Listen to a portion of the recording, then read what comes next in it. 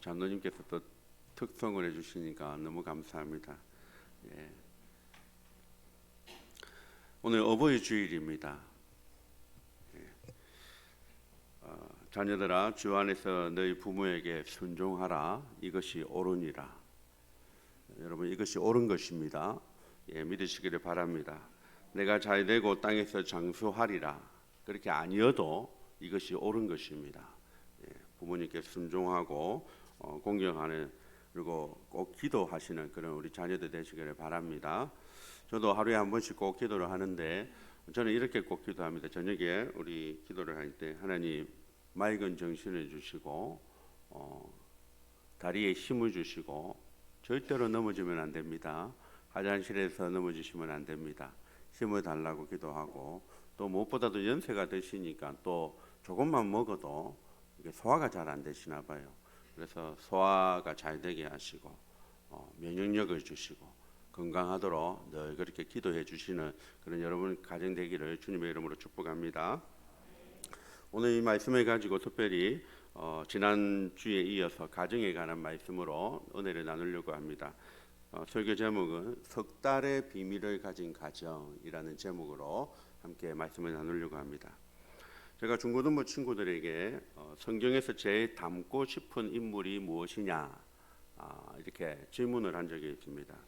그랬더니 한 친구가 저는 무드셀라가 되고 싶습니다. 예, 무드셀라가 몇 년을 살았는지 혹시 아십니까? 성경에서 가장 오래 산 인물인데 969을 살았습니다. 그래서 무드셀라가 되고 싶습니다. 이렇게 말하는 친구가 있었습니다. 그 다음에 또 한 친구는 옆에 있다가 저는 아브라함이 되고 싶습니다. 아브라함이 되고 싶다는 것은 그 친구는 아마 믿음의 1세대였습니다. 그래서 믿음의 조상이, 내가 우리 가정에 믿음의 조상이 되고 싶다, 그런 아마 마음의 소원으로 아브라함이 되고 싶습니다, 이렇게 이야기했습니다. 또 옆에 있던 친구는 저는 요셉과 다니엘이 되고 싶습니다. 그 말은 자기는 출세하고 싶습니다, 이 말인 거죠. 총리가 되고 싶다, 이런 의미로 이제 그렇게 말을 했습니다. 그리고 또 옆에 있던 친구는 저는 에녹과 엘리야가 되고 싶습니다. 그 말이 무엇입니까? 나는 안 죽고 바로 하늘나라에 가면 좋겠습니다. 죽음의 고통이 없이 그냥 바로 천국으로 직행하면 좋겠습니다. 이런 마음의 소원일 겁니다. 옆에 있던 또 친구가 저는 베드로가 되고 싶습니다. 무리를 걸어보면 얼마나 기분이 좋겠습니까? 자연의 법칙을 어기고 무리를 걸어보고 변화산에서 예수님의 그 기적을 체험하고 오병이의 기적을 체험하고, 이렇게 여기까지는 다 이해가 됩니다. 그런데 가만히 이야기 듣고 있던 옆에 있던 한 친구가 이렇게 이야기를 하는 겁니다. 저는 예수님이 십자가 위에서 달리셨을 때 오른쪽 편에 있던 한 강도가 되고 싶습니다. 의외의 사람이 한 명 툭 튀어나오는 것입니다. 그래서 니는 왜 그렇게 강도가 되고 싶노? 이렇게 물어봤습니다. 그랬더니 저는 짧고 굵게 살고 싶습니다, 이렇게 이야기를 했습니다. 마지막에 십자가에 달려 죽기는 했지만 평생을 자기 하고 싶은 일을 하다가 마지막에 구원받고 천국 갔으니 얼마나 경제적으로 예수님을 믿었습니까? 저는 경제적이고 싶습니다, 이렇게 이야기를 했습니다. 여러분들은 어떠십니까? 굵고 짧게 살고 싶으세요? 아니면 가늘지만 길게 살고 싶으십니까? 오늘 본문은 이 아비나답의 가정, 그 다음에 오베데돔의 가정, 두 가정을 소개하고 있습니다. 아비나답의 가정은 20년 동안이나 하나님의 언약궤를 모셨습니다, 자기 집에. 그런데 그 결과가 무엇이었냐면 마지막에 자기 아들 우사가 죽은 것입니다. 그리고 오베데돔의 집은 하나님의 궤를 20년하고는 비교할 수 없는 짧은 몇 달, 석 달을 모셨는데, 오늘 11절 말씀에 보면 오베데돔과 그의 온 집이 복을 받았다라고 말씀합니다. 여러분들은 어떤 집이 되고 싶습니까? 제가 문제를 드리겠습니다. 1번 20년 아비나답, 마지막에 자녀가 죽고, 2번 오베데돔 석 달 복을 받고, 1번, 2번 중에 어떤 번호를 선택하시겠습니까? 예. 저는 3번이 되고 싶습니다. 예. 1번, 2번은 속이는 질문이었고 3번이 되고 싶습니다. 3번이 뭡니까? 20년 안 죽고 그의 온 집이 복을 받더라. 길고 굵고 이런 복이 여러분의 가정에 다 있으시기를 주님의 이름으로 축복합니다. 아비나답과 그러면 오베데돔의 차이가 있을 거 아닙니까? 아비나답의 집은 20년 동안 하나님의 계를 어떻게 모셨길래, 또 오베데돔의 집은 석 달 동안 무엇을 잘했길래 그의 온 집이 복을 받았다 할까? 분명히 차이가 있을 겁니다. 그것을 오늘 한번 살펴보려고 합니다. 첫 번째는 아비나답의 집은 하나님의 언약궤를 모시고 있으면서도 하나님의 말씀을 잘 몰랐다라는 것입니다. 오늘 3절 말씀해 봅시다. 3절에 보면 그들이 하나님의 궤를 새 수레에 싣고 아비나답의 집에서 나왔다라고 말합니다. 하나님의 궤를 옮기는 것이 수레에 실었다라는 것입니다. 수레바퀴는 그 당시로 말하자면 최첨단 리어카입니다. 최첨단 리어카에, 그리고 중고 수레가 아니라 어디에? 새 수레에 실었다라고 했습니다. 나름 신경을 써서 지금 옮기려고 한 겁니다. 그리고 5절 말씀해 보면 이 아비나답의 집에서 출발할 때 아주 분위기가 괜찮았습니다. 앞에서 찬양을 부르고 모든 악기를 동원해서 연주를 하였다. 찬양을 부르고 출발은 괜찮았습니다. 그런데 6절에 보면 나곤이라고 하는 타작마당, 어떤 집인 것 같아요. 그 집을 지나갈 때 소들이 어떻게 했다? 갑자기 소들이 뛰더니 하나님의 궤가 떨어지려고 했다라는 것입니다. 자, 떨어지려고 하는 하나님의 궤를 붙잡아야 됩니까? 아니면 그냥 놔둬야 됩니까? 여러분 같으면 어떻게 하겠습니까? 저라도 뭐가 떨어지려고 하면 잡는 것이 본능적으로 나아가는 거죠. 그래서 하나님의 궤를 우사가, 아비나답의 아들인데 그 우사가 붙잡았습니다. 안 떨어지려고 잡았으니 잘한 일이죠. 그런데 그 우사가 그만 하나님의 궤를 잡았는데 그 자리에서 죽어버린 것입니다. 하나님, 우사가 안 잡았으면 하나님의 궤가 떨어져서 깨졌을 것 아닙니까? 하나님의 언약궤가 깨졌을 텐데 어떻게 우사를 죽이실 수가 있습니까? 뭐가 문제입니까? 너무하신 것 아닙니까? 라고 할 수도 있겠죠. 하지만 하나님의 궤를 옮길 때는 하나님이 정하신 방법이 있다라는 것입니다. 아무리 수레바퀴가 그 당시로 최신식 제품의 리어카에 실어서 새 수레에 옮겼다 할지라도 하나님의 언약궤는 하나님이 이렇게 옮겨라 라고 해놓은 말씀이 있다라는 것입니다. 민수기 4장 15절 말씀에 보면 하나님의 궤를 옮길 때는 제사장들이 어깨에 메고, 수레바퀴가 아니라 어깨에 메고, 그리고 그 성물을 만지면, 언약궤를 만지면 어떻게 된다고 했습니까? 정령 죽으리라. 그들이 반드시 죽을 것이다 라고 한 것입니다. 사무엘상 7장 말씀에 보면 이 하나님의 궤가 아비나답의 집에 들어간 기간이 얼마라고 말씀하고 있냐면 20년이라고 말합니다. 20년 동안이나 하나님의 말씀인 언약궤를 가까이 모시고 있으면서도 왜 이 아비나답은 말씀대로 어깨에 매지 않고 소가 끄는 수레에 하나님의 궤를 옮기려고 했을까? 20년 동안이나 늘 하나님의 궤를 가까이 모시고 섬겼던 그 집인데 왜 옮길 때 수레에 옮기려고 했을까? 아마 제가 볼 때는 하나님의 말씀을 제대로 몰랐던 것이 아닌가라는 것입니다. 하나님의 말씀과는 상관없고 내가 생각할 때는 이것이 좋은 방법이야. 나름 고심하고 선택한 결과가 수레에 소가 끌게 해서 거기에 싣고 가는 것이었다라는 것입니다. 여러분, 하나님에게는 원래 아비나답의 집에 있으면 안 되죠.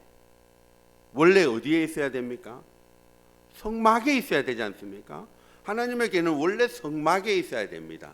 성막에 있어야 되는데 20년 전에 아비나답의 집에 가게 된 사연이 있습니다.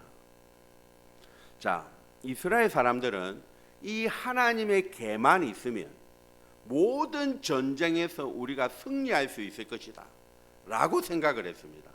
그래서 이 하나님의 계를 가지고 어디에 나갔냐면 전쟁터에 가지고 나간 겁니다. 하나님의 언약궤를 전쟁터에 가지고 나가서 하나님이 우리를 지켜주실 것이다. 그런데 그 전쟁에서 어떤 일이 발생했냐면 블레셋과의 전쟁이었는데 블레셋과의 전쟁에서 져서 뭐를 빼앗겨버렸냐면 이 하나님의 언약궤를 빼앗겨버린 것입니다. 난리가 났죠. 이스라엘에서는 빼앗겨서 난리가 났고 블레셋 나라에서는 적군의 신을 잡아왔으니 얼마나 기뻤겠습니까? 그래서 블레셋 자기들이 섬기는 신당에다가 이 언약궤를 모신 겁니다. 모신 것이 아니죠. 전쟁 포로로 잡아왔으니까 전리품으로 자기 신당에 그냥 놔둔 겁니다. 근데 그 다음날에 자고 일어났는데 자기 신이 다곤이라고 하는 신인데 그 신이 언약궤 앞에 이렇게 절을 하고 있는 것입니다. 그 다음날에 일어나니까 뭐 우연히 넘어졌겠거니 둘째 날에 가봤더니 절을 할 뿐만이 아니라 이 다곤 신당에 목이 잘려져 있고 팔이 잘려져 있는 겁니다. 그리고 그 온 나라에 전염병이 돌아서 블레셋 사람들이 막 죽어나가는 겁니다. 그래서 블레셋이 와, 이거 아니겠다. 이 신을 다시 돌려보내야 되겠다. 그래서 블레셋이 이 언약궤를 돌려보낼 때 어떻게 돌려보냈냐면 소가 끄는 수레에 실어서 이스라엘 나라로 보낸 것입니다. 그래서 소가 끄는 수레가 어느 집으로 들어갔냐면 20년 전에 아비나답의 집에 소가 끄는 수레가 들어간 것입니다. 자, 그러면 왜 이 아비나답이 오늘 수레를 옮기면서 소가 끄는 수레에 실어서 보냈을까? 말씀을 모시고 있는 사람이었는데 어떻게 20년 동안이나 말씀을 모른 채 하나님의 말씀에 이렇게 하지 말라라고 한 말씀을 어기고 왜 수레에 실었을까? 첫 번째 이유는 이겁니다. 20년 전에 아비나답의 집에 들어올 때 수레가 어떻게 들어왔습니까? 소가 끄는 수레에 의하여 들어온 것을 아비나답이 본 겁니다. 그게 좋아 보였던 겁니다. 20년 전에 들어온 대로 자기가 본 대로 자기가 경험한 대로 그대로 한 겁니다. 수레는 하나님의 언약궤는 수레에 실는 것이 더 있어 보인다. 그렇게 생각한 것입니다. 코로나 시기에 우리가 한 3, 4년을 모이지를 못했죠. 코로나 이후에 제가 중고등부 학생들에게 이제 수련회를 해야 되겠다. 수련회를 모이자라고 했습니다. 그랬더니 많은 친구들이 목사님 수련회가 뭐예요? 하는 겁니다. 제가 충격을 받았습니다. 그렇구나. 초등학교 6학년을 졸업하고 막 올라왔을 때 코로나를 경험했던 친구들은 수련회를 가본 적이 없는 겁니다. 수련회를 경험해 보지를 못한 겁니다. 제가 충격을 받았습니다. 여기 계신 많은 성도님들 중에 아마 70년대, 80년대 부흥을 경험해 보신 분들이 대부분일 겁니다. 또 저는 제 세대는 그 부흥의 끝물을 맛본 세대입니다. 그런데 우리 자녀들은요, 그것을 잘 모릅니다. 저와 여러분들은 옛날에 생각하면 많이 모였던 기억들이 있죠. 중고등부 시기에 우리 주일학교가 많았던 추억들이 있죠. 근데 지금 중고등부 애들은 그런 거의 본 적이 없습니다. 늘 줄어 있는 것만 봤습니다. 늘 작은 것만 봤습니다. 그러니 옛날 이야기하면 모릅니다. 사랑하는 여러분, 오늘 이 아비나답은 본대로 했습니다. 20년 전에 본대로 수레에 실어서 보냈습니다. 그것이 잘하는 것이냐. 나쁜 의미로 그렇게 본 것은 잘못이지만 좋은 의미로도 우리 교회 여러분들의 가정, 우리 자녀들이 많은 것을 보게 되는 은혜가 있기를 주님의 이름으로 축복합니다. 본대로 하는 것입니다. 부모의 말을 듣고 자라는 것이 아니라 부모의 뭐를 보고 자란다고 합니까? 등을 보고 자란다 하지 않습니까? 그것만큼 또 무서운 말이 어디 있습니까? 우리가 우리 교회에 하나님의 은혜를 본 대로 그런 은혜가 많아지는 은혜가 있기를 주님의 이름으로 축복합니다. 두 번째는 왜 그랬을까? 왜 수레에 보냈을까? 분명히 명확하게 민수기 4장 15절에 하나님의 언약궤는 어깨에 메고 그리고 만지면 죽는다. 명확하게 해놨는데 왜 그랬을까? 아마 사실은 제가 처음에는 이 아비나답이 하나님의 말씀을 몰랐다라고 말씀을 드렸는데 사실은 몰랐다기보다는 소중히 존중히 가까이 여기지 않았다라는 것입니다. 이런 책 제목이 있습니다. 성경을 외우는 사람이 예수님을 죽였다. 성경을 외우는 유대인들이 예수님을 죽였다. 이런 책 제목이 있습니다. 유대인들은 예수님이 어디서 탄생할지를 알았습니다. 그리고 메시아가 오면 무엇을 하실지도 알았습니다. 그런데 그 유대인들이 예수님을 못을 박았죠. 저와 여러분들도 늘 말씀을 가까이 하고 말씀을 가지고 있는 자들입니다. 말씀이 없이는 살아갈 수 없고 말씀이 아니면 말씀을 아니하시는 분들이잖아요. 늘 말씀으로 살려고 애를 쓰시는 분입니다. 하지만 이 아비나답처럼 혹시나 말씀을 가까이 하고 있으면서도 가까이 하지 못하는 그런 우가 없으시기를 주님의 이름으로 축복합니다. 하나님의 말씀을 늘 상고하고 엎조리고 하루에 7번씩이나 찬양하고 그렇게 애를 썼던 신앙의 선배들처럼 하나님의 말씀을 가까이 하고 존중히 하는 그런 저와 여러분 되시기를 진심을 담아서 축복합니다.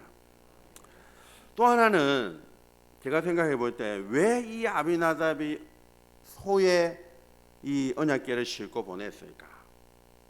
그게 편한 것입니다. 어깨에 메고 가면 몇 명이 필요합니까? 적어도 4명이 필요합니다. 4명이 그것을 메고 가야 하는 것입니다. 수레가 끌면 맬 필요가 있습니까? 없습니다. 그냥 뒤에서 따라가기만 하면 됩니다. 편하게 신앙생활을 하려고 했던 거죠. 사실 마귀가 저와 여러분들을 공격할 때 제일 어떻게 공격하냐면 신앙생활 그냥 대강 해라. 유별나게 하지 마라. 그냥 편하게 살아라 라고 공격합니다. 그것이 마태복음 4장에 마귀가 예수님에게 찾아와서 유혹한 겁니다. 뭐를 뭐로 바꾸라? 돌을 떡으로 바꾸라. 돌을 떡으로 바꾸기 당신 어렵지 않잖아요. 예수님은 쉽지 않습니까? 돌을 떡으로 바꾸면 십자가 안 져도 많은 이 유대인들이 당신을 왕으로 모실 겁니다. 십자가에서 안 죽어도 당신은 이스라엘의 왕이 될 겁니다. 편하게 그냥 사역하십시오. 돌을 떡으로 바꾸면 사람들이 좋아할 겁니다. 실제로 좋아했죠. 실제로 돌을 떡으로 바꿨더니 오병이어의 기적 사건에서 놀랍게도 예수님을 왕으로 모시려고 했습니다. 그런데 예수님께서는 아니야. 사람이 떡으로도 살지만 하나님의 말씀대로 사는 거야 라고 하면서 십자가의 길을 선택하신 것입니다. 말씀대로 살면 어디로 갑니까? 결국에는 마지막이 십자가인 것이죠. 신앙은 쉽게 하는 것이 아닙니다. 신앙은 고난의 길이고 십자가의 길이라고 우리에게 분명히 말씀하고 있습니다. 사랑하는 여러분, 아비나답은 하나님의 궤를 20년 동안 모시고 있으면서도 하나님의 말씀을 제대로 보지 못했고 하나님의 말씀을 소중히 여기지 못했고 그냥 편하게 내 생각대로 하나님의 궤를 옮기려고 했다라는 것입니다. 저와 여러분들의 가정에는 이런 20년이 되지 않기를 주님의 이름으로 축복합니다. 두 번째는 이 아비나답의 집은 20년 동안 하나님의 궤를 모시면서 처음 마음이 끝까지 가도록 관리를 잘 못했던 것 같습니다. 관리를. 하나님의 궤가 언약궤가 자기 집에 들어올 때부터 나는 하나님의 궤를 소홀히 할 거야. 나는 하나님의 궤를 소중히 여기지 않을 거야 라고 했겠습니까? 아니겠죠. 하나님의 궤를 처음에 들어올 때는 블레셋 땅에 아까 하나님의 궤가 잡혀갔다가 다시 돌아왔다고 했는데 7개월 만에 돌아왔습니다. 얼마나 기뻤겠습니까? 이스라엘 사람들에게 하나님의 궤는 엄청난 것이거든요. 하나님 그 자체거든요. 잡혀갔다가 돌아왔으니까 얼마나 기뻤겠습니까? 정성을 다해서 처음에 모셨을 겁니다. 그래서 사무엘상 7장 1절에 보면 자기의 아들을 딱 구별해가지고 너는 하나님의 궤를 섬겨. 자기 아들을 구별하여서 섬겼다라는 것은 정성을 다해서 하나님의 궤를 모셨다라는 거죠. 그런데 점점 시간이 흘러가면서 어떻게 됐느냐? 하나님의 궤를 모시는 것이 점점 익숙해져 갔고 거룩함이 하나님의 궤를 모실 때는 거룩해야 되잖아요. 이 거룩해야 된다라는 것이 부담스러워져 갔고 뜨거웠던 열정이 점점 더 식어져 갔다라는 것입니다. 왜 하필 언약궤가 우리 집에 들어와 가지고 우리를 이 고생을 하나? 다른 집에 가면 좋았을 텐데. 언약궤를 모시려면 아침 저녁으로 뭘 만들어야 되냐면 진설병이라는 떡을 만들어야 됩니다. 아침 저녁으로. 그리고 그 언약궤 안에는 이제 뭘 피워야 되냐면 불을 피워야 됩니다. 촛불 같은 우리 식으로 말하면 초를 피워야 되는 거죠. 늘 불이 꺼지지 않도록 아침에 새벽에 그리고 밤에 불침번을 써야 됩니다. 불이 꺼졌나 안 꺼졌는가를 늘 확인을 해야 되죠. 그리고 거기를 썰고 닦고 청소도 하고 늘 그게 이제 일상적인 일입니다. 성막을 이제 관리하는 사람들은. 그런데 이 처음에는 이 일을 기쁘게 감당했는데 이제 그것이 귀찮아진 겁니다.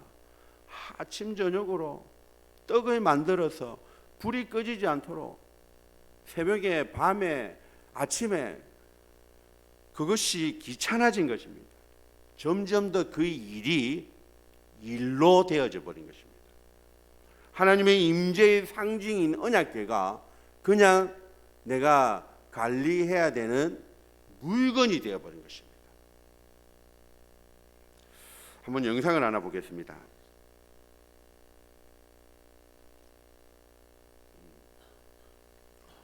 최수종 연예인을 여러분 아십니까? 하이라라고 하는 연예인이 아십니까? 예, 저 어느 프로그램에 나와서 알콩달콩하는 그런 이야기인데 한번 좀 들어주십시오. 정말 최수종 씨가 27년째 지금 어떻게 보면 과한, 조금 남이 봤을 때는 과한 애정 표현을 소리를 좀 꾸준히 계속 하고 계시는데 요즘은 어떠세요? 이렇게 애정 표현을 그냥 여전 다시 한번 들어주십시오. 약간 설레. 정말 최수종 씨가 27년째 27년째랍니다. 어떻게 보면 과한, 조금 남이 봤을 때는 과한 애정 표현을 꾸준히 계속 하고 계시는데 요즘은 어떠세요? 이렇게 애정 표현을 그냥 여전. 여전하시네. 여전히. 약간 설레거나 이런 마음. 제가요? 제가요? 너무 놀라셨어.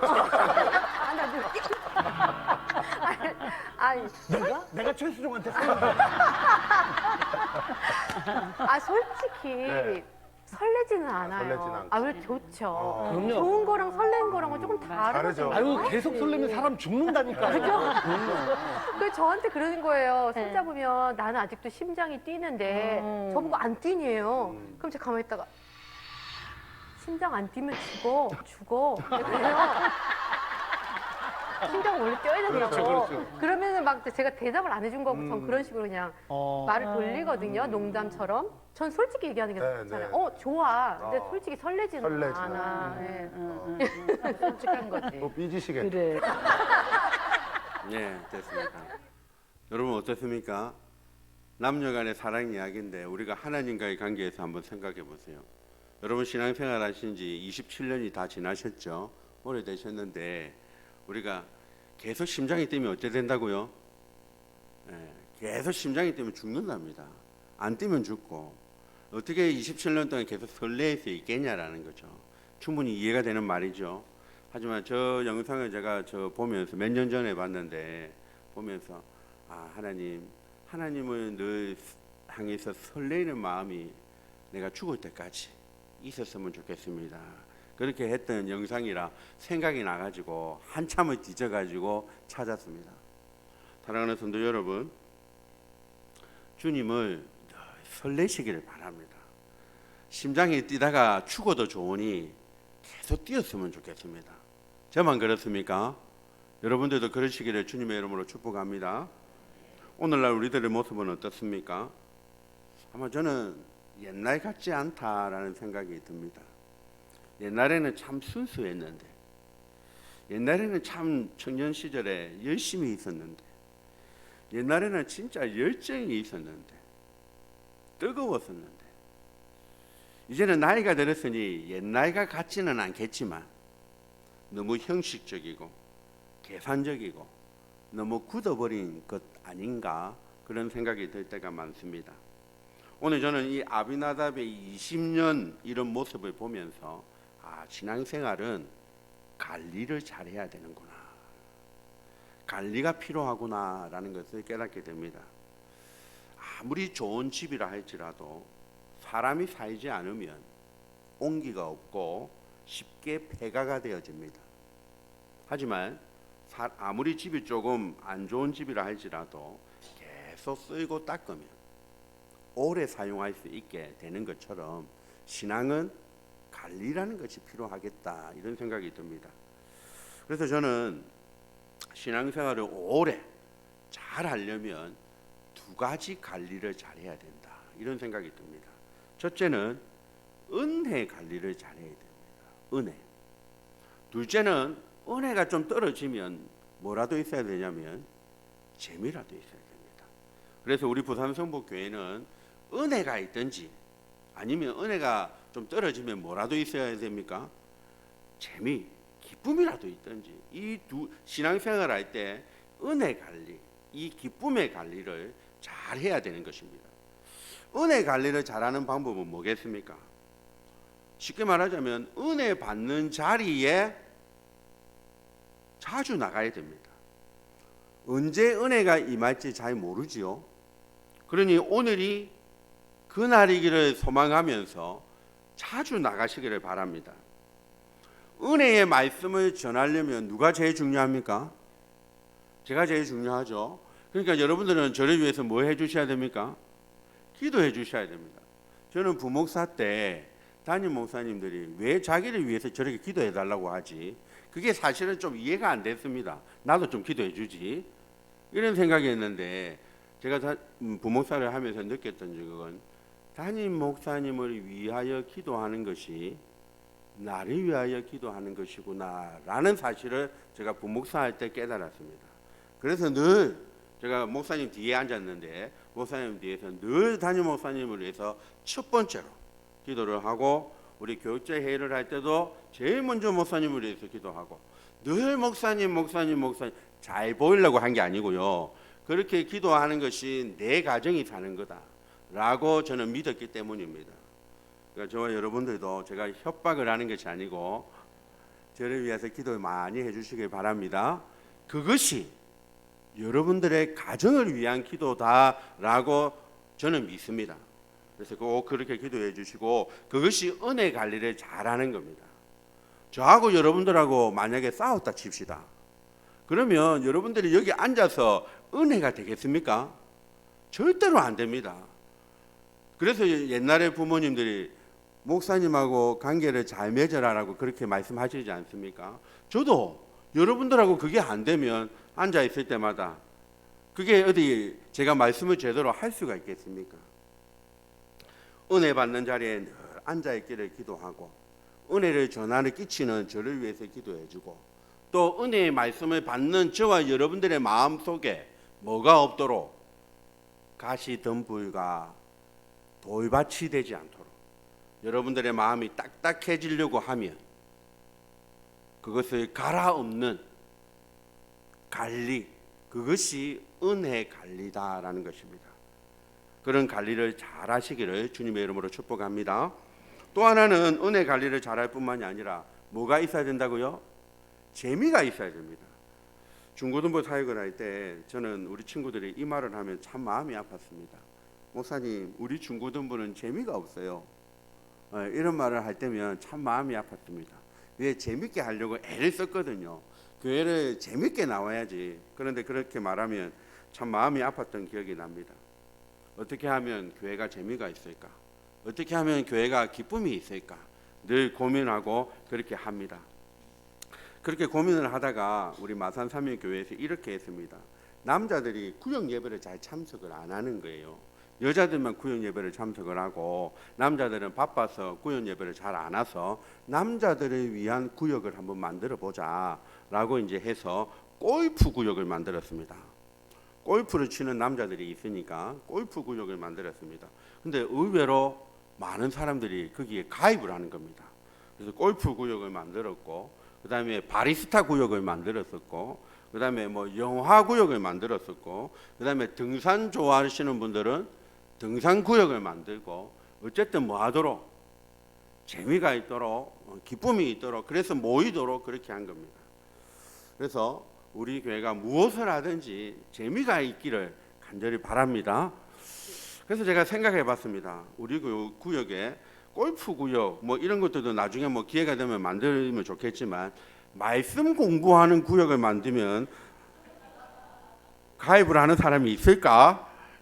예, 기도하는 구역을 만들면 왜 웃습니까? 그 말은 참석 안 하겠다는 말입니까? 예, 저는 이런 생각을 해봅니다. 교회 안에서는 무슨 재미가 있어야 됩니까? 교회 안에서의 재미가 있어야 됩니다. 말씀의 재미가 있어야 되고 찬양의 재미가 있어야 되고 우리가 교회 안에서 무슨 재미를 찾으면 됩니까? 세상의 재미를 찾으면 안 되는 거죠. 교회 물론 골프 구역도 있어야 됩니다. 하지만 교회 안에서의 진짜 재미는 뭡니까? 말씀의 재미가 있어야 되고 기도의 재미가 있어야 되고 찬양의 재미가 있어야 되고 그런 저와 여러분 그런 재미가 있기를 간절히 바랍니다. 예. 지난주 금요일 날 우리 이틀 전에 금요 기도회를 할 때 제가 기타를 치면서 합니다. 제 기타 치는 거 못 보셨죠? 예, 보고 싶으시면 금요 기도회에 오시면 됩니다. 제가 기타를 쳤는데 이제 새로운 전도사님이 또 기타를 칠 수 있다는 거예요. 그래서 저는 이쪽에 서고 새로운 전도사님은 이쪽에 섰습니다. 그래서 사라운드로 이렇게 탁 기타가 나가니까 얼마나 제가 듣기 좋았는지 모릅니다. 예, 그래서 그런 찬양의 재미가 있고 말씀의 재미가 있고 기도의 응답의 재미가 있고 그런 재미도 많아지기를 주님의 이름으로 축복합니다. 은혜 관리, 신앙 관리를 잘했던 오베데돔의 가정에 복이 임했습니다.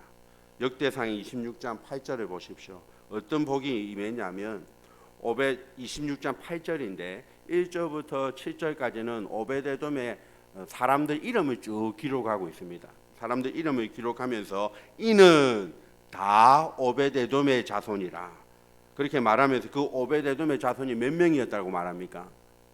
62명이었더라.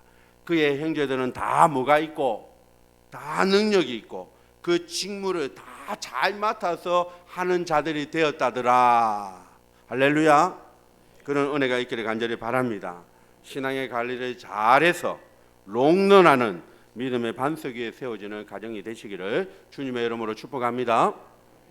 끝으로 마지막에 이 오베데돔의 집은 그러면 어떠했는가? 하나님의 계를, 하나님의 말씀을, 하나님을 깊이 사랑하는 집이었다라는 것을 볼 수가 있습니다. 3개월만 그렇게 한 것이 아니라 3개월 전부터 그랬고 그 이후에도 그렇게 살았다라는 것을 우리가 볼 수가 있습니다. 여러분 1절 말씀에 보면 하나님의 언약궤를 옮기는 일에 몇 명이 동원되었습니까?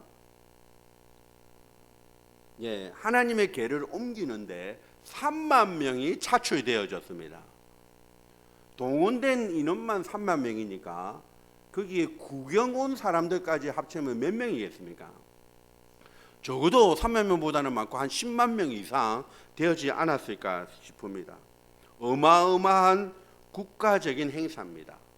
그런데 그 국가적인 행사를 하는 도중에 소가 잉 하면서 뛰면서 개가 떨어지려고 했고 또 그걸 잡다가 으악 하다가 아비나답의 아들이 한 명이 죽는 사망 사건이 발생한 겁니다. 경찰이 뛰어갔겠죠. 멀리서 119 구급차 소리가 윙하고 울렸습니다. 많은 사람들이 지금 우왕좌왕하고 막 난리가 났을 겁니다. 그런데 그때 10절 말씀에 보면 한 사람이 등장합니다. 어떤 사람입니까? 오베데돔입니다. 오베데돔이 딱 등장을 해서 하나님의 궤를 딱 잡은 겁니다. 여러분, 금방 하나님의 궤를 잡다가 누가 죽었습니까?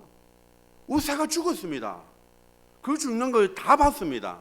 그런데 갑자기 오베데돔이 가족들을 데리고 탁 나가더니 그 언약궤를 자기가 짊어지고 자기 집으로 모시고 갔다라는 것입니다. 금방 잡다가 사람이 죽었습니다. 그런데 오베데돔이 나가더니 그 언약궤를 짊어지고 자기 집으로 모시고 갔다라는 것입니다. 도대체 이 오베데돔은 어떤 사람일까? 과연 석 달을 잘해서 복을 받은 사람일까? 우리가 살펴보지 않을 수가 없습니다. 그냥 벼락치기 해가지고 재수가 좋아서 복을 받은 사람일까? 아니라는 것입니다.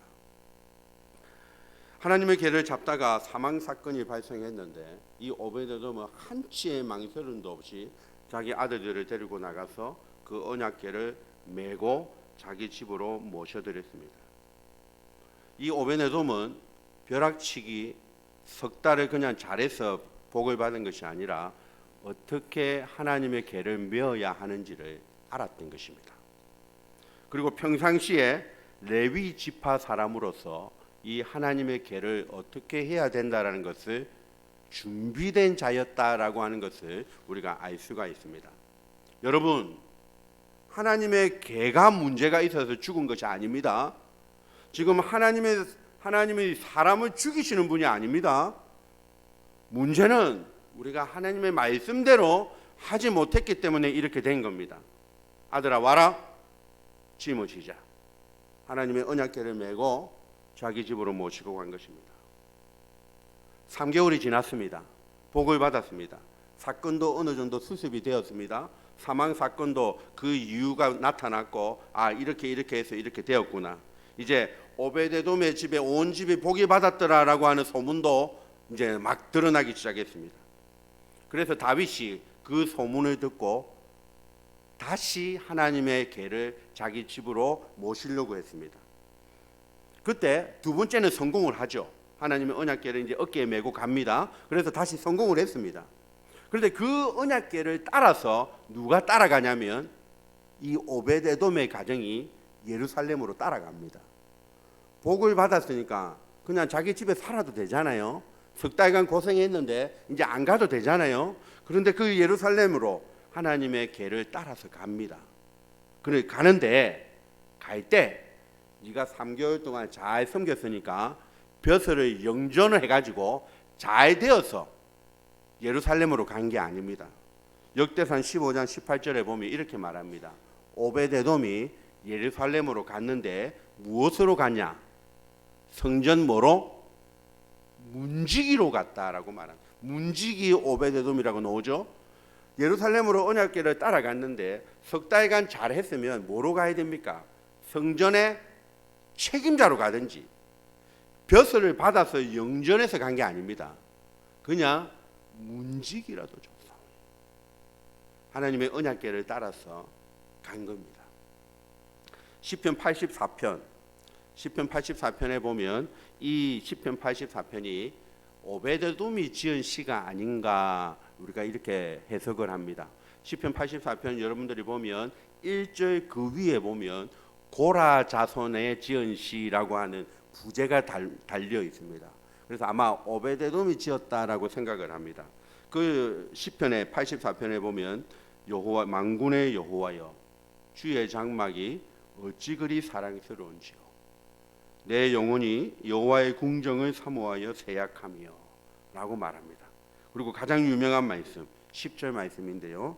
주의 궁정에서의 한 날이 다른 날에서의 첫날보다 나은즉 악인의 장막에 사는 것보다 내 하나님 성전에 뭐로? 문지기로 사는 것이 좋사오니. 이 시편 84편을 오베데돔이 지으면서 예루살렘 성전으로 따라갔다라는 것입니다. 온 가족을 데리고. 사랑하는 여러분, 오베데돔은 하나님의 말씀을 뭐했다? 사랑한 것 같습니다. 깊이 사랑한 것 같습니다. 어깨에 매는 것이 좀 힘들어도 아침 저녁으로 일어나는 것이 좀 힘들어도 다윗 왕이 자신의 공로를 몰라주고 성전 문지기로 세워도 다른 사람이 몰라줘도 온 가정이 시편 84편 5절에 보면 주께 힘을 얻고 그 마음에 시온의 대류가 있는 자는 복이 있나이다 라고 하면서 그 힘든 길을 따라가겠다고 예루살렘으로 따라간 것입니다. 그런 하나님의 말씀을 가까이 하고 사랑하는 저와 여러분들의 가정이 되시기를 주님의 이름으로 축원합니다. 말씀을 맺겠습니다. 여러분 짧지만 굵게 살고 싶으십니까? 아니면 좀 얇아도 길게 살고 싶으십니까? 오늘 이 오베데돔은 길고 비록 짧지만 길고 굵게 사는 그런 석 달의 비밀을 가진 그런 저와 여러분의 가정이 모두가 되기를 주님의 이름으로 축원합니다. 함께 반주에 맞춰서 우리 하나님 앞에 한번 이렇게 기도하십시다. 하나님, 아비나답의 집이 되지 않도록 하나님 축복하여 주시옵소서. 하나님, 오베데돔의 집이 되게 하여 주옵소서. 하나님의 말씀을 모시고 있으면서도 말씀을 모르는 집이 아니라 20년 동안 우리가 잘 관리를 잘하는 은혜 관리, 기쁨의 관리를 잘하는 그런 우리 가정, 하나님을 깊이 사랑하는 우리 가정 되게 해달라고 주여 은혜를 주옵소서. 함께 기도하겠습니다. 주여 은혜를 주옵소서. 하나님 아버지, 우리 교회를, 우리 가정을, 우리 자녀들을, 우리 부모님들을 하나님 축복합니다. 하나님, 아비나답의 집처럼 20년 동안 하나님의 말씀을 모시고 있으면서도 하나님 그러한 가정이 되지 않도록 주님 은혜를 베풀어 주시고 오베데돔의 집에 그의 온 집에 복을 받으니라. 하나님 그런 가정들 될 수 있도록 하나님의 말씀을 가까이 하고 비록 힘이 들어도 사람들이 나를 몰라줘도 하나님의 말씀을 사랑하고 성전 문지기라도 줬사오니 아버지 집에 한날이 줬사오니 라고 고백하면서 그 길을 쫓아갔던 것처럼 우리 성도들의 각 가정들이 그러한 가정이 될 수 있도록 하나님 은혜를 베풀어 주시기를 주님 간절히 원합니다. 주님 축복하여 주시옵소서. 오늘 어버이날입니다. 어버이 주일입니다. 하나님 우리 교회 모든 어르신들을 축복합니다. 영육간에 강건하게 주님 붙들어 주시고 하나님 오벳에돔의 그런 오베데돔의 부모님도 되어질 수 있도록 주님 축복하시고 기도하는 저들의 무릎 될 수 있도록 눈물의 기도를 주님 받아 주시옵소서. 그렇게 이루신 하나님의 은혜를 감사드리옵고 구주 예수님의 이름으로 축복하며 기도드리옵나이다. 아멘.